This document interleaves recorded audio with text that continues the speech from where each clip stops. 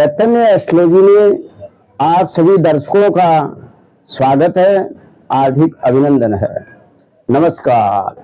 आज का विषय है मेष लग्न की कुंडली के अंदर यदि चंद्रमा द्वितीय भाव में हो तो यहाँ चंद्रमा का क्या फल होगा। एक पत्रिका के माध्यम से समझने का प्रयास करते हैं।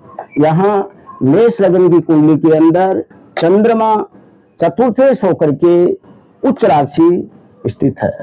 यदि ये चंद्रमा पक्ष बल में मजबूत हो तो निश्चित रूप से ऐसा जातक मृदुभाषी होगा, कांति युक्त चेहरा होगा, प्रभावशाली व्यक्तित्व का धनी होगा और बहुत ही मृदुभाषी होगा।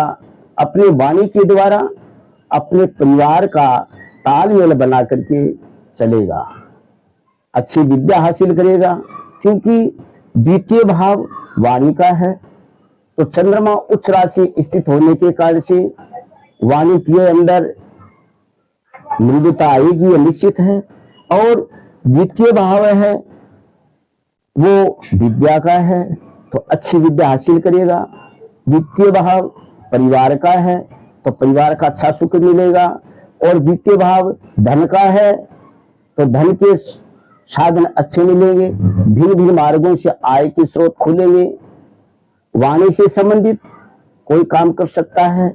ऐसे जातक के पास कोई न कोई विद्या अवश्य होगी, उसके पास कौशल होगा, वाणी की चतुराई होगी।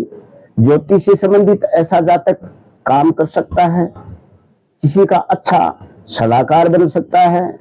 कहने का ये अभिप्राय है कि जातक अपनी वाणी के माध्यम से धन अर्जित करेगा। और द्वितीय भाव है वो बैंक बैलेंस का भी है, तो ऐसा जातक निश्चित रूप से धन कमाएगा ही कमाएगा, लेकिन पैसों को बचाएगा ही। यहाँ चतुर्थे होकर के चंद्रमा द्वितीय भाव में उच्च राशि स्थित है, तो चतुर्थ भाव से हम हृदय का विचार भी करते हैं। तो ऐसा जातक शुद्ध हृदय का होगा, अर्थात छल कपट रहित होगा। और चतुर्थ भाव से जो भी भौतिक सुख सुविधाओं का जो विचार करते हैं, स्वयं का मकान है, वाहन है, मातृ सुख है, ये सब सुख ऐसे जातक को मिलेंगे। शर्त एक ही है कि पक्ष बल में चंद्रमा मजबूत होना चाहिए और इस चंद्रमा पर शनि राहु आदि पापी ग्रहों की दृष्टि नहीं होनी चाहिए। ऐसी स्थिति रही तो निश्चित रूप से यह चंद्रमा बहुत ही उत्तम फल देगा। यहाँ यदि ये चंद्रमा पक्ष बल में कमजोर हो, अर्थात अमावस्या के आसपास होगा, तो फिर निश्चित रूप से जातक के जीवन के अंदर स्टेबिलिटी, स्थिरता नहीं रहेगी। अपने आप पर कंट्रोल, संयम नहीं रख पाएगा। मानसिक रूप से भी ऐसा जातक पीड़ित होगा और निर्णय शक्ति भी कमजोर होगी। यदि ऐसी स्थिति है तो ऐसे जातक को शिव जी की सेवा करनी चाहिए, उस पर जल आदि चढ़ाना चाहिए, दूध चढ़ाकर, दही आदि चढ़ाकर शंकर भगवान की पूजा करनी चाहिए। और पूर्णिमा के दिन जातक को रात्रि में दही से अर्घ देना चाहिए।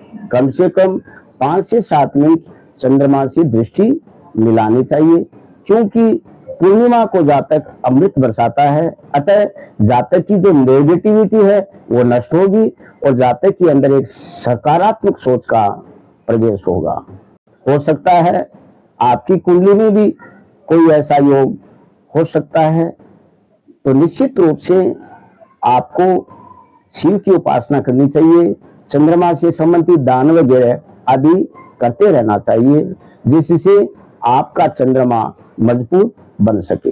आज के लिए इतना ही। नमस्कार।